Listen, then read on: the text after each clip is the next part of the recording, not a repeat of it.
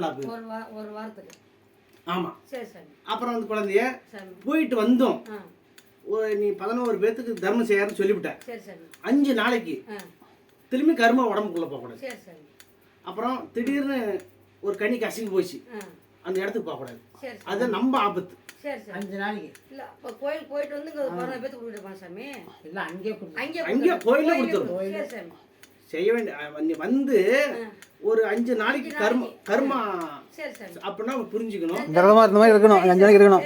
பிற்பாடு வந்து குழந்தைய ஒரு கனி கசிஞ்சு போச்சு, அந்த இடத்துக்கு போனா நம்ம தப்பு வந்து சக்தி பூராம அழிஞ்சிடும். நம்ம வீட்டுல 5 நாளைக்கு தெய்வம் வந்துட்டு போயிடும். ஒரு கோயிலுக்கு போனாவே புரியுதா குழந்தைய? முதல் நாள் வரும், 2ஆவது நாள் ஒரு மரத்தில் இருக்கும், 3ஆவது நாள் வந்து பார்க்கும், திரும்பி 3ஆவது நாள் வந்து நம்ம ஒரு ஆலயத்தை வந்து பார்க்கும். நம்ம ஒரு கோயிலுக்கு போயிட்டு வந்தாவே 5 நாளைக்கு ஒரு 1/2 மணிக்கு வரும். புரியுதா தாயே? அது மாதிரி போய் செஞ்சுட்டு வரணும். புரியுதா தாயே? எல்லா கிணத்துலையும் நீராடிவா. புரியுதா குழந்தைய கடல் தண்ணி கொஞ்சம் எடுத்துட்டு வா. 1 லிட்டர் எனக்கு கொண்டாடணும் கோயிலுக்கு. கடல்ல இருக்கிற தண்ணி எனக்கு 1 லிட்டர் கொண்டாடணும். இன்னும் 1 லிட்டர் வீட்டில் கொண்டாந்து வை. அப்புறமேல அது சொல்றேன் நான். புரியுதா தாயே? குழந்தைய போயிட்டு இது மாதிரி செஞ்சுட்டு வா. புரியுதா குழந்தைய? அவன் வந்து பரிகாரம் சொல்லியிருந்தாலும் சரி சொன்னாலும் சரி, ஆனா சாதம் சொல்லத்துல கரெக்ட் தான். புரியுதா குழந்தைய? இவ்வளவு நாள் லேட் ஆகுதுன்ட்டு அவர் சொன்னாரு.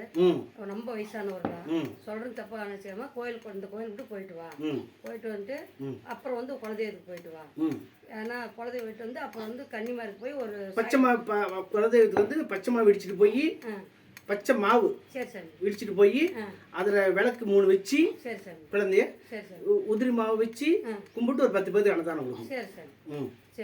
அவ்வளவுதான். கன்னிமாருக்கு 7 கன்னிமாரி இருப்பாங்க. அந்த 7க்குமே கட்டணும். ஒரு ஆள் கட்டி ஒரு ஆள் விடக்கூடாது. 7மே 7 பாவாடை எடுத்து 7 கன்னிமாருமே கட்டிக்கணும். ஏன்னா ஒரு கன்னிமாரி கட்டினா எப்படி ஒரு பொண்ணு கட்டிக்கிட்டு ஒரு பொண்ணு புதுசா இருந்தா தப்பு இல்லை. அதனால 7க்குமே எடுத்து கட்டு அப்படிங்குது. அதே கன்னிமாரோட ஒரு சாமி சிலை வச்சு கும்பிடுறாங்க. அது ஒண்ணு இது கீழே வந்து சின்ன சின்னதா வச்சிருக்காங்க சாமி. அது சின்ன சின்ன கன்னிமாரி ஓடன்னு சொல்றாங்கல்ல, அங்க போய் அப்படியே செய்ய சொன்னாங்க. வைக்கலாம். அது மாதிரி செஞ்சு தப்பே இல்லை, வைக்கலாம். ஒன்றும் தப்பு. சக்திலாம் இருக்குது, தெய்வத்தோட சக்தி இருக்குது, பயப்பட வேண்டாங்க. பையனை மட்டும் சரி நம்ம கூப்பிட்டு எடுத்து கோயிலுக்கு கொஞ்சம் தண்ணி முன்னுட்டே இருக்கிறான். வர வைக்கிறோம். அது மட்டும் வந்தா இந்த மாசத்துல வர வைக்கிறேன். சரி சார். இந்த மாசத்துல சொன்னா வருவான். பேர் என்ன? அருண். அருண் அருண் அருண். வயசு என்ன? 30 31 நடக்குது. பயப்பட வேண்டாம். சரி சரி. வர வச்சிரும். சரி சரி. இந்த போட்டு இந்த மாசத்துல உத்தரவு கிடைச்சிரும். உறுதி பண்ணிக்கலாம். வயசுல நடந்துரும். சரி சரி. தைரியமா போயிட்டு வரலாம். சரி. ஆனா வந்து குழந்தைய மத்தியானத்துக்கு போக கூடாது ஒண்ணு சொல்றேன்.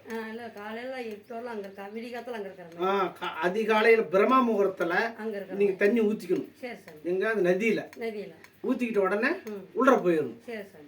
ஒரு 5 மணிக்கு கால் வச்சிடணும் கடல்ல. கால் வச்சு. ஆமா. சரி சரி. அது டைம் பார்த்து போகணும். சரி சரி. மதுமே போயிடும். எப்படிடா?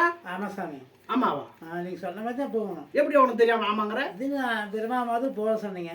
அது நீங்க சொன்ன மாதிரி அவர் போயிட்டு வரட்டும் சாமி. அவர் சொன்னது போனாட்டு அவருக்கு பைக்கெல்லாம்